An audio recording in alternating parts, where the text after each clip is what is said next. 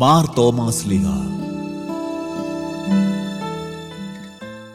യേശുവെന്ന മഹത്തായ വിശ്വാസ സത്യം ലോകത്തിനു നൽകിയ തൊട്ടറിഞ്ഞ വിശ്വാസത്തിന്റെ പ്രതിപുരുഷൻ.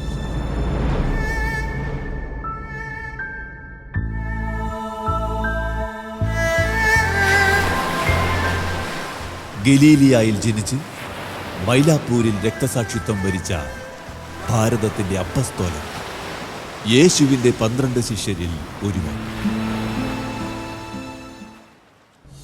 ദിദിമോസ് പകർന്നു നൽകിയ വിശ്വാസമാർഗം. രക്തസാക്ഷിത്വം വഹിച്ചതിന്റെ 1950 വാർഷികം 2022 സഭ ആഘോഷിക്കുമ്പോൾ വിശുദ്ധന്റെ ജീവിത വഴിയിലൂടെ ഒരു യാത്ര. ചെന്നൈ.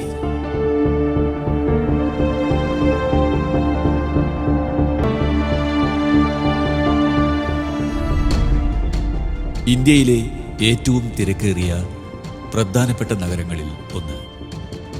ജനസാന്ദ്രതയേറിയ തെരുവോരങ്ങൾ, പാവപ്പെട്ടവരും പണക്കാരനും തിങ്ങിപ്പാർക്കുന്ന ഇടം, നാനാജാതി മതസ്ഥർ, താഴെത്തട്ടിലുള്ള ടീക്കട മുതൽ പഞ്ചനക്ഷത്ര ഹോട്ടലുകളും മറ്റ് അത്യാധുനിക സൗകര്യങ്ങളും എല്ലാം നിറഞ്ഞ ചെന്നൈ നഗരം.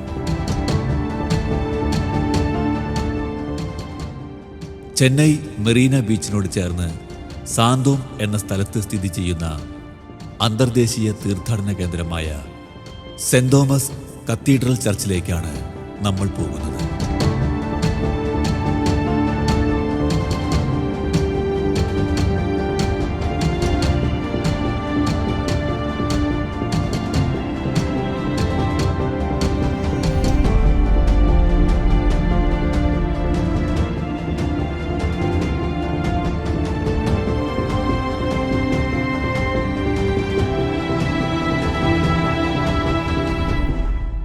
ഇതാണ് സാന്തോം കത്തീഡ്രൽ ചർച്ച്.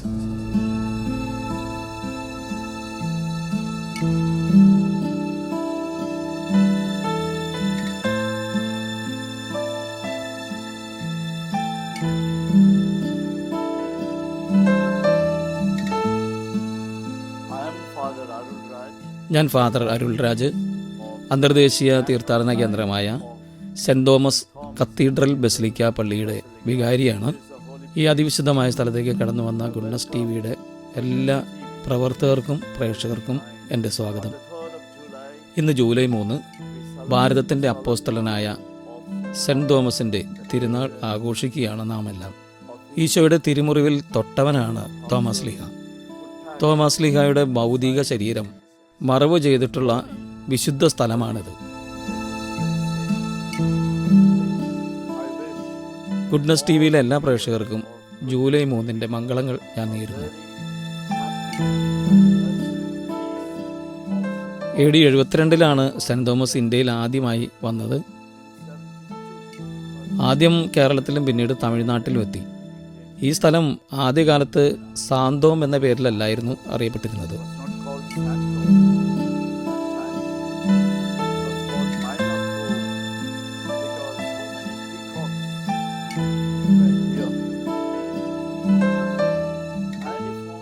ഇവിടെയാണ് ആദ്യമായിട്ട് ക്രിസ്ത്യൻ കമ്മ്യൂണിറ്റി രൂപം കൊണ്ടത്.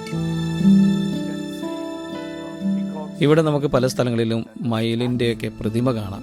ക്രിസ്തുവിൻ്റെ പ്രതിമ, അതുപോലെ അക്കാലത്തുണ്ടായിരുന്ന നാട്ടുരാജാക്കന്മാരുടെ പ്രതിമ, ഇതൊക്കെ മൈലാപ്പൂരിനെ ഓർമ്മിപ്പിക്കുന്നു. മയിലുകളുടെ നാട്, അതാണ് മൈലാപ്പൂർ.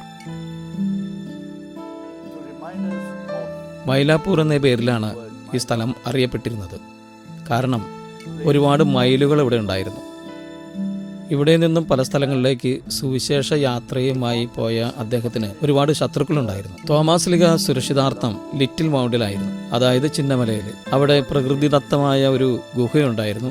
അവിടെയാണ് പ്രാണരക്ഷാർത്ഥം തോമസ് ലീഹ ഒളിവിൽ കഴിഞ്ഞിരുന്നത്. തോമസ് ലീഹയുടെ ശത്രുക്കളായിട്ടുള്ള ഒത്തിരി പേര് അദ്ദേഹത്തെ കല്ലെറിഞ്ഞു കൊല്ലാൻ വേണ്ടിയിട്ട് അവിടെ വെച്ച് പിടികൂടുകയും അവിടെ നിന്ന് പ്രാണരക്ഷാർത്ഥം വീണ്ടും ഓടി പെരിയമല എന്ന സ്ഥലത്ത് എത്തിപ്പെടുകയും ചെയ്തു. അവിടെ വെച്ചാണ് അതിദാരുണമായിട്ട് കുന്തത്താൽ കുത്തേറ്റ് രക്തസാക്ഷിയായത്. അങ്ങനെ തോമാസ് ലീഗയുടെ ജീവിതവുമായി ബന്ധപ്പെട്ട് വളരെ പ്രധാനപ്പെട്ട 3 സ്ഥലങ്ങളാണ് ഇവിടെയുള്ളത്. ഒന്ന് സാന്തോം ചർച്ച്, രണ്ടാമത് ലിറ്റിൽ മൗണ്ട്, മൂന്നാമത് പെരിയ മല. അക്കാലത്ത് തോമാസ് ലീഗ മൂലം ദൈവത്തെ അറിഞ്ഞിരുന്ന ക്രിസ്ത്യാനികൾ അദ്ദേഹത്തിൻ്റെ ഭൗതിക ശരീരം അവിടെ നിന്നെടുത്ത് ഇവിടെ ഈ സാന്തോം ചർച്ചിൽ അടക്കം ചെയ്തു. തോമാസ് ലീഗയുടെ ശവകുടീരത്തിനടുത്ത് ചെറിയൊരു കുരിശുപള്ളി സ്ഥാപിക്കുകയും ചെയ്തു. പിന്നീട് കുറേ കാലങ്ങൾക്ക് ശേഷം തിരുശേഷിപ്പ് ഇവിടെ നിന്ന് ഇറ്റലിയിലേക്ക് കൊണ്ടുപോയി. Thomas.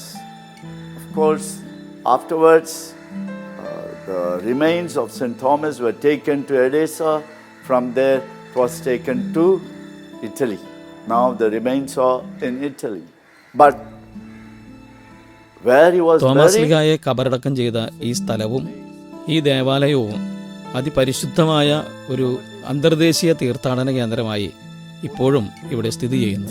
a big church in the 16th century. And then in the 19th century, 16-ാം നൂറ്റാണ്ടിൽ ഈ സ്ഥലങ്ങൾ പോർച്ചുഗീസുകാർ വലിയ പള്ളികളാക്കി മാറ്റി. in the end of 19th century, 1890-കളിൽ പിന്നീട് ബ്രിട്ടീഷുകാർ പണിതാണ് നമ്മളിപ്പോൾ കാണുന്ന ഈ കത്തീഡ്രൽ പള്ളി. വളരെ ആകർഷണം തോന്നിക്കുന്ന നയനമനോഹരമായ ഈ കത്തീഡ്രൽ നിർമ്മിച്ചിട്ട് ഇപ്പോൾ ഒരു 1450ഓളം വർഷമായി. the structure came into existence. The present structure of beautiful Gothic cathedral.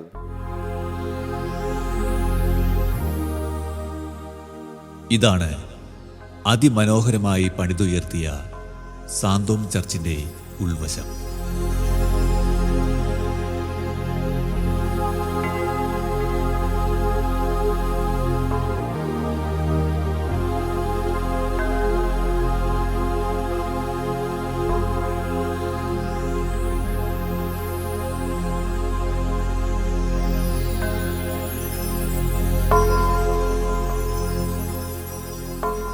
ഇന്ത്യയിൽ നിന്നു മാത്രമല്ല, ലോകത്തിൻ്റെ പല ഭാഗങ്ങളിൽ നിന്നും ആയിരക്കണക്കിന് ആളുകൾ ആഴ്ചതോറും ഇവിടെ വന്ന് പ്രാർത്ഥിച്ച് അനുഗ്രഹങ്ങൾ സ്വന്തമാക്കി പോകുന്നു.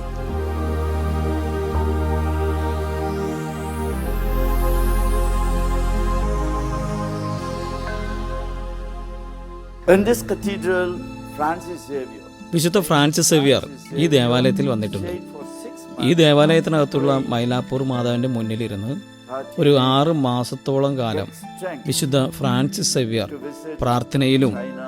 ഉപവാസത്തിലുമായി ആത്മീയ ബലം നേടിയെടുത്ത ഒരു സ്ഥലം കൂടിയാണ് ഈ സാന്തോം ചർച്ച്. ലോകത്തിൻ്റെ നാനാഭാഗങ്ങളിൽ നിന്നും വരുന്ന തീർത്ഥാടകർ വിശുദ്ധ തോമാസ് ലീഗയുടെ മധ്യസ്ഥം അപേക്ഷിച്ച് പ്രാർത്ഥിക്കുകയും അതുപോലെ തന്നെ ഈ ദേവാലയത്തിലുള്ള മൈലാപ്പൂർ മാതാവിനോട് പ്രാർത്ഥിച്ച് ധാരാളം അനുഗ്രഹങ്ങൾ വാങ്ങി തിരികെ പോകാറുണ്ട്.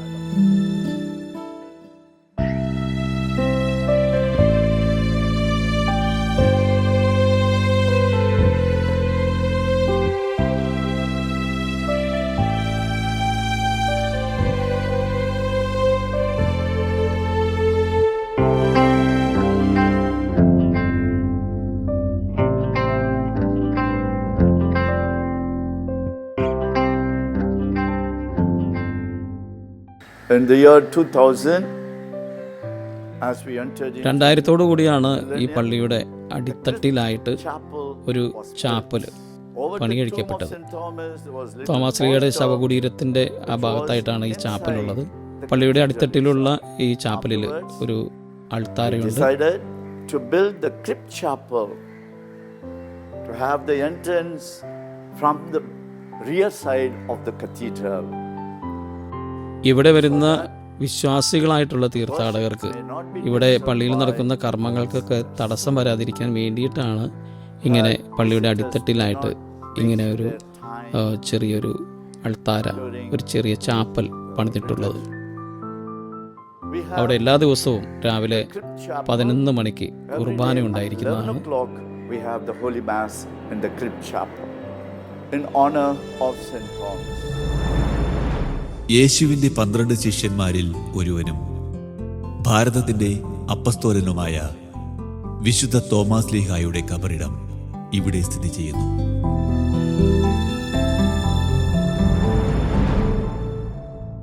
ഈ ദേവാലയത്തിന്റെ അടിത്തട്ടിലായി സ്ഥാപിച്ചിട്ടുള്ള വിശുദ്ധ തോമാസ്ലീഹായുടെ കബറിടത്തിലേക്കാണ് ഇനി നമ്മൾ കടന്നു ചെല്ലുന്നത്.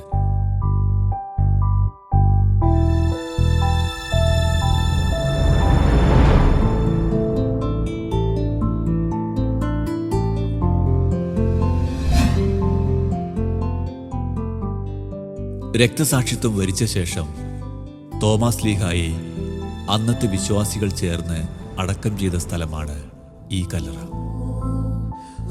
അനേകം വിശ്വാസികൾ ഇവിടെ വന്ന് ഈ കല്ലറയിൽ തൊട്ട് പ്രാർത്ഥിച്ച് വലിയ അത്ഭുതങ്ങളിലൂടെയും അടയാളങ്ങളിലൂടെയും അനുഗ്രഹങ്ങളും രോഗശാന്തിയും നേടി തിരികെ പോകുന്നു.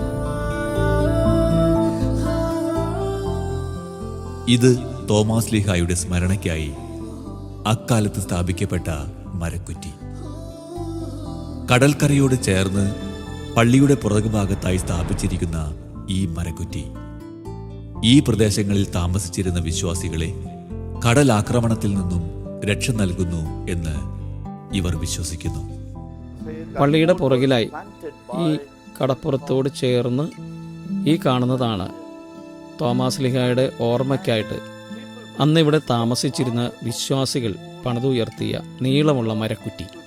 കടലാക്രമണത്തിൽ നിന്ന് രക്ഷ നേടാനായിട്ട് അന്നത്തെ ജനങ്ങൾ നാട്ടിയതാണ് ഈ മരക്കുറ്റി.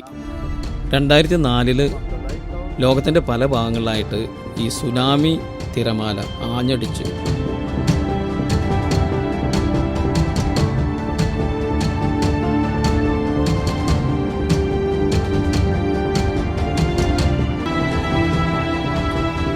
ഒത്തിരി പ്രകൃതി ദുരന്തവും ജീവനാശവും ഒക്കെ സംഭവിച്ച സമയത്ത് ഈ കടപ്പുറത്തുമുണ്ടായിരുന്ന വലിയ സുനാമിയുടെ ആക്രമണം.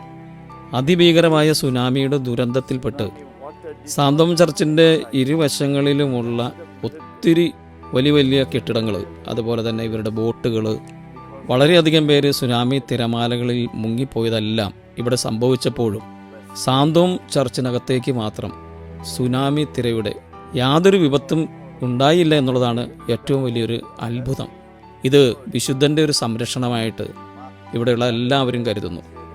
പള്ളിക്ക് ചുറ്റുമുള്ള എല്ലാ സ്ഥലങ്ങളും കടലെടുത്തു കൊണ്ടുപോയപ്പോൾ പള്ളിക്കകത്തേക്ക് ഒരു തുള്ളി വെള്ളം പോലും കയറാതെ വിശുദ്ധൻ കാത്ത് സംരക്ഷിക്കുകയും ആ കടൽ തീരത്തുള്ള മരക്കുറ്റി അതുപോലെ തന്നെ ഒരു കേടും കൂടാതെ അവിടെ തന്നെ പഴയ പോലെ ഇരിക്കുന്നതും അവിടുത്തെ ജനങ്ങൾ കണ്ട് വിശ്വസിച്ച ഒരു സത്യമാണ്.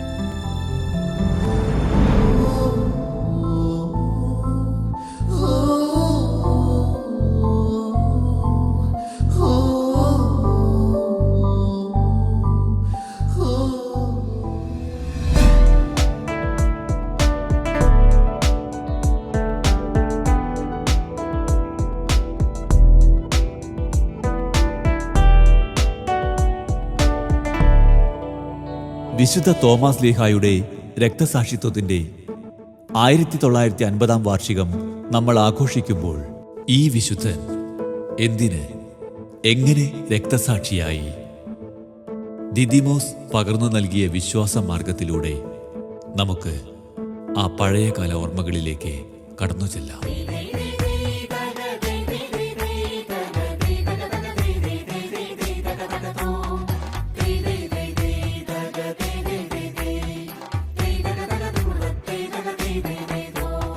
സാക്ഷാൽ ദൈവം മൂവരുവൻ താൻ മാർത്തോമായുടെ സുഹൃതത്താൽ സൂക്ഷ്മമതായി ചരിതം പാടുവതിനടിയനു തുണയരുളണമേ. ലോകത്തിന്റെ അതിർത്തികൾ വരെ നിങ്ങൾ എനിക്ക് സാക്ഷികളായിരിക്കും എന്ന ദൈവവചനം ചങ്കിൽ ചേർത്ത് വെച്ച് സാക്ഷ്യം വഹിക്കാൻ പുറപ്പെട്ട തോമാസ്ലീഹ പല രാജ്യങ്ങളും ദേശങ്ങളും കടന്ന് ഇന്ത്യയിൽ വന്നെത്തി. AD 1 നൂറ്റാണ്ടിൽ തോമാസ്ലീഹ ജെറുസലേമിൽ നിന്നും അലക്സാണ്ട്രിയയിലെത്തി അവിടെ നിന്ന് ഇന്ത്യയിലേക്ക് യാത്ര തിരിച്ചു. AD 44 മുതൽ 50 വരെ ഇന്ത്യയിലെ വിവിധ ഭാഗങ്ങളിൽ പ്രേക്ഷിത പ്രവർത്തനം നടത്തി. യാത്രയിൽ AD 52 കേരളത്തിലെ കൊടുങ്ങല്ലൂരിൽ എത്തിച്ചേർന്നു. കൊടുങ്ങല്ലൂർ, മാല്യങ്കര എന്നിവ കൂടിച്ചേർന്ന സ്ഥലമായിരുന്നു പുരാതന മുസിരീസ് എന്നറിയപ്പെടുന്ന സ്ഥലം. കൊടുങ്ങല്ലൂരിലെ സുവിശേഷ യാത്രയ്ക്കു ശേഷം മൈലാപ്പൂരിൽ പ്രവർത്തനങ്ങൾ നടത്തിവരവേ ചേരമാൻ പെരുമാളിന്റെ അനന്തരവനായ കേപ്പ അവിടെ എത്തി തിരികെ മാലിങ്കരയിലേക്ക് കൂട്ടിക്കൊണ്ടുവന്നു. തുടർന്ന് ദൈവവചന ശക്തിയാൽ അത്ഭുതങ്ങളിലൂടെയും അടയാളങ്ങളിലൂടെയും അനേകം പേരെ മാമോദിസ മുക്കി ദൈവരാജ്യത്തിന്റെ മക്കളാക്കി മാറ്റി. ഈ കൂട്ടത്തിൽ മാളിയേക്കൽ തോമസിന്റെ പരമ്പരയിൽപ്പെട്ട ഒരാളാണ് തോമാസ്ലീഹായുടെ ചരിത്രം കോർത്തിണക്കിക്കൊണ്ടുള്ള റമ്പാൻ പാട്ട് രചിച്ചതെന്നറിയപ്പെടുന്നു. കിഴക്കൻ വഴിയായി അവിടുന്നുടനെ മലനഗരം ചായൽക്കെത്തി. പിഴയാതവിടെയും ഒരു വർഷത്തിടറിയിച്ചു താൻ മാർഗത്തെ. 1000 പേരെ മാമോദീസായും മുക്കി ആരാധന മുറയുടെ സ്ലീവ സ്ഥാപിച്ചു താനവിടയ്ക്കും. തോമാസ്ലീഹ കേരളത്തിൽ സ്ഥാപിച്ച 7 പള്ളികൾ. തൃശൂർ ജില്ലയിൽ ചാവക്കാടിനടുത്ത് പാലയൂരിൽ സ്ഥിതി ചെയ്യുന്ന പാലയൂർ പള്ളി ക്രിസ്തുവർഷം 52 തോമാസ്ലീഹ സ്ഥാപിച്ചതാണ്. കൊടുങ്ങല്ലൂർ പള്ളി തൃശൂർ ജില്ലയിലെ കൊടുങ്ങല്ലൂരിൽ മാലിങ്കരയിൽ സ്ഥിതി ചെയ്യുന്ന കൊടുങ്ങല്ലൂർ പള്ളി ക്രിസ്തുവർഷം 52 സ്ഥാപിക്കപ്പെട്ടത്. തോമാസ്ലീഹ ഇന്ത്യയിൽ പണി കഴിപ്പിച്ച ആദ്യ ക്രിസ്തീയ ആരാധനാലയമാണിതെന്ന് കരുതപ്പെടുന്നു. കോട്ടക്കാവ് പള്ളി എറണാകുളം ജില്ലയിൽ വടക്കൻ പറവൂരിൽ ദേശീയപാത 17-നരികിലായി പെരിയാറിന്റെ തീരത്തായി ഈ പള്ളി സ്ഥിതി ചെയ്യുന്നു. കൊക്കമംഗലം പള്ളി ആലപ്പുഴ ജില്ലയിൽ ചേർത്തലയ്ക്കടുത്ത് കൊക്കമംഗലം എന്ന സ്ഥലത്താണ് ഈ പള്ളി സ്ഥിതി ചെയ്യുന്നത്. ക്രിസ്തുവർഷം 53 ഇത് പണിതത്. കൊല്ലം പള്ളി കൊല്ലം ജില്ലയിൽ സ്ഥാപിതമായ പള്ളി. നിരണം പള്ളി പത്തനംതിട്ട ജില്ലയിൽ തിരുവല്ലയിൽ നിരണം പ്രദേശത്താണ് ഈ പള്ളി സ്ഥിതി ചെയ്യുന്നത്. ക്രിസ്തുവർഷം 54 സ്ഥാപിക്കപ്പെട്ടു. നിലയ്ക്കൽ പള്ളി പത്തനംതിട്ട ജില്ലയിൽ നിലയ്ക്കൽ പ്രദേശത്താണ് ഈ പള്ളി സ്ഥിതി ചെയ്യുന്നത്. അരപ്പള്ളി തിരുവിതാംകോട് പള്ളി ഈ പള്ളിയെയാണ് അരപ്പള്ളിയായി അറിയപ്പെടുന്നത്. രാജാവ് എന്നർത്ഥമുള്ള അരജൻ എന്ന വാക്കിൽ നിന്നാകാം ഇങ്ങനെ ഒരു പേര് വന്നതെന്നും വിശ്വസിക്കപ്പെടുന്നു. ഇന്ന് ഈ പള്ളി saint Mary's orthodox church Thiruvithamcode എന്നാണ് അറിയപ്പെടുന്നത്.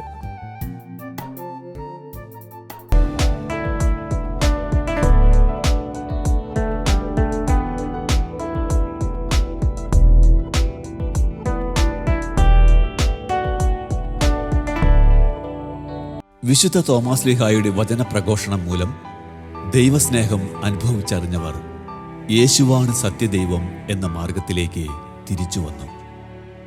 ജാതി വ്യവസ്ഥകൾ, ഉച്ചനീചത്വങ്ങൾ, അന്ധവിശ്വാസങ്ങൾ, അനാചാരങ്ങൾ, മാറാരോഗങ്ങൾ എന്നീ അന്ധകാര ശക്തികളുടെ സ്വാധീനത്തെ തകർത്തെറിഞ്ഞുകൊണ്ട് വലിയ വിശ്വാസ സമൂഹം വളർന്നു വന്നു.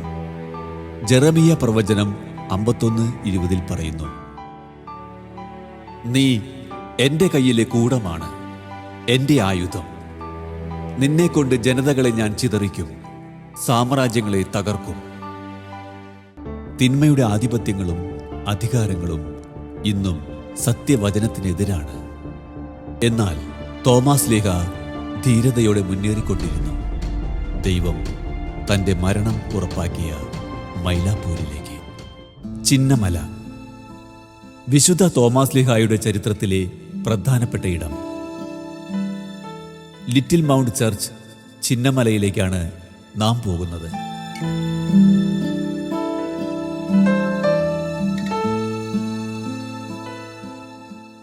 പേരുപോലെ തന്നെ പാറകൾ നിറഞ്ഞ ചെറിയൊരു മലയുടെ മുകളിലാണ് ഈ ദേവാലയം.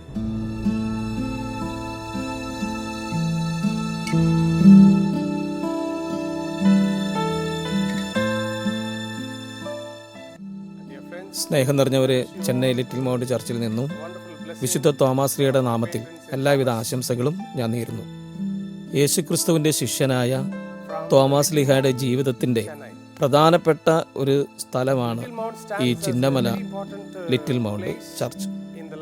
സുവിശേഷത്തിൽ തോമാസ് ലീഹ പറയുന്നുണ്ട് മറ്റ് ശിഷ്യന്മാരോട്, നമുക്കും അവനോട് കൂടി പോയി മരിക്കാം. യേശുവിന് വേണ്ടി സുവിശേഷ പ്രഘോഷകനായി പുറപ്പെട്ടിറങ്ങിയ വിശുദ്ധ തോമാസ് ലീഹ ഇന്ത്യയിലെത്തി. ആദ്യമായി കാലുകുത്തിയ കേരളത്തിൽ നിന്നും കൊടുങ്ങല്ലൂർ ഭാഗത്തു നിന്നും പിന്നീട് കടന്നു വന്ന സ്ഥലമാണ് മൈലാപ്പൂർ. തോമാസ് ലീഹ സുവിശേഷം പ്രസംഗിച്ച സ്ഥലം. ഭാരതത്തിലെ ക്രിസ്ത്യാനികളുടെ സാക്ഷ്യപത്രമായി കരിങ്കല്ലിൽ കൊത്തിയെടുത്ത തൂണ് ഇവിടെ കാണാം. ഒരു വലിയ പാറയിൽ നിന്നെടുത്ത 3 കല്ലുകൾ കൊണ്ടുണ്ടാക്കിയ തൂണാണിത്. ഇത് പരിശുദ്ധ തൃത്വത്തെ സൂചിപ്പിക്കുന്നു.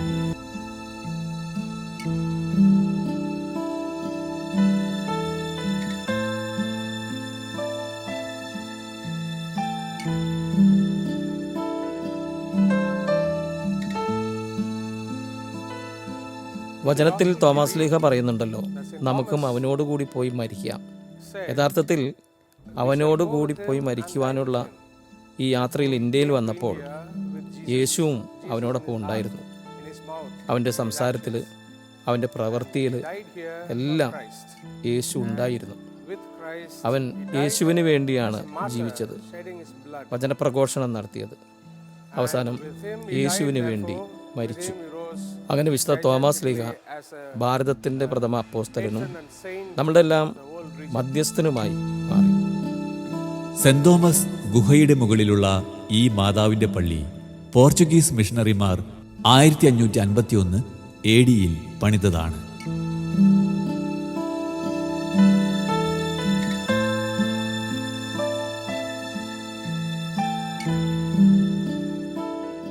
ഇത് വിശുദ്ധ തോമാസ് ലീഹ ഒളിവിൽ കഴിഞ്ഞിരുന്ന ഗുഹ.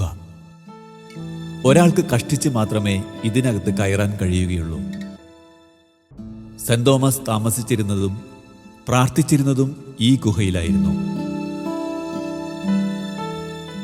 ഇതിനകത്ത് സെന്റ് തോമസിന്റെ ഒരു പ്രതിമയും തിരുശേഷിപ്പും അതുപോലെ സെന്റ് ലൂക്ക വരച്ച മാതാവും ഉണ്ണീശോയുമുള്ള ഒരു ചിത്രവുമുണ്ട്. ഗുഹയ്ക്കകത്ത് വിശുദ്ധ തോമാസ് ലീഹായുടെ കൈയുടെയും കാലുകളുടെയും പാടുകൾ കാണാം.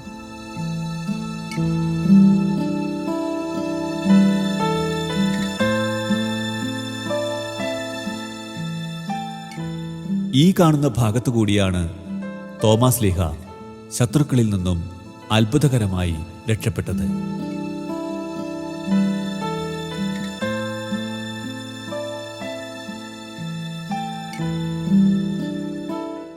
തോമാസ് ലീഹായുടെ പ്രഘോഷണ കാലത്ത് കുടിവെള്ളം കിട്ടാതെ ദാഹിച്ചു വലയുന്ന നേരത്ത് വിശുദ്ധൻ പ്രാർത്ഥനയോടെ പാറയിൽ കൈകൊണ്ട് ആഞ്ഞടിക്കുകയും പാറ പിളർന്ന് നീരുറവ പൊട്ടി പുറപ്പെടുകയും ചെയ്തു. ആ ഉറവ ഇന്നും ഇവിടെ അത്ഭുതത്തിന്റെ അടയാളമായി നിലകൊള്ളുന്നു.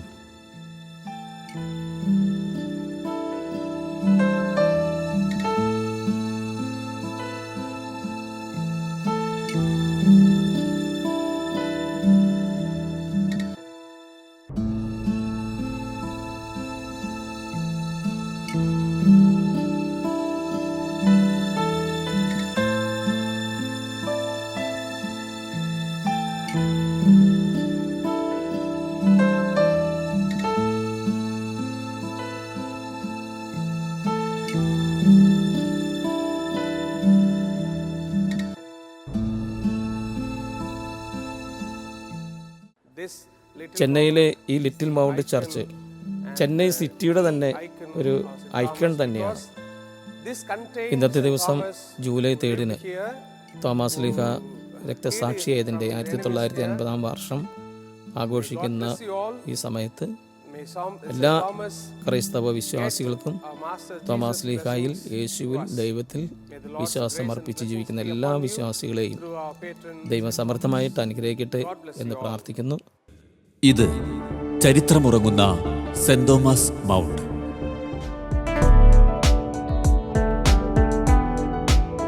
വിശുദ്ധ തോമാസ് ലീഹ രക്തസാക്ഷിത്വം വരിച്ച മല.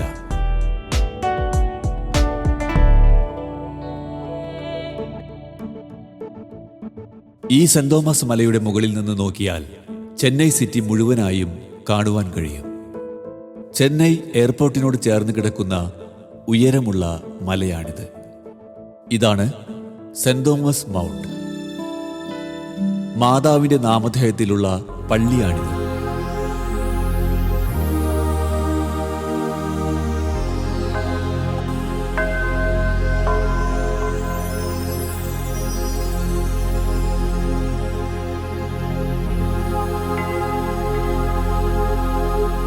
വിശുദ്ധ ലൂക്കായുടെ പെയിന്റിങ്ങിലുള്ള മാതാവിന്റെ പിക്ചർ ഇവിടെയുണ്ട്. മാർത്തോമാ സ്ലീഹായുടെ അതിവിശിഷ്ടമായ രക്തം വിയർത്ത കുരിശ് മാർത്തോമാ സ്ലീവ, മൈലാപ്പൂരിലെ അത്ഭുത സ്ലീവ എന്ന് ഇതറിയപ്പെടുന്നു.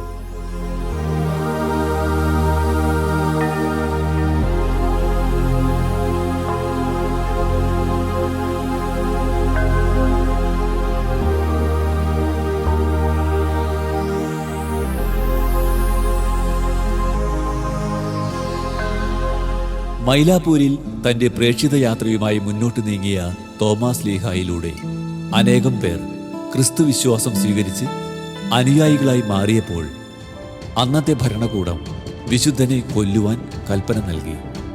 ചിന്നമലയിൽ ഒളിവിലായിരിക്കുമ്പോൾ ശത്രുവിന്റെ ആക്രമണത്തിനിരയായി. അവിടുന്ന് ഈ സെന്റ് തോമസ് മൗണ്ടിൽ വന്ന് പ്രാർത്ഥിച്ചുകൊണ്ടിരിക്കുമ്പോൾ പിന്നിലൂടെ വന്ന് കുന്തം കൊണ്ട് കുത്തി കൊലപ്പെടുത്തുകയാണ് ചെയ്തത്. അങ്ങനെ ഈ സെന്റ് തോമസ് മൗണ്ടിൽ വച്ച് സ്ലീഹ രക്തസാക്ഷിത്വം വരിച്ചു.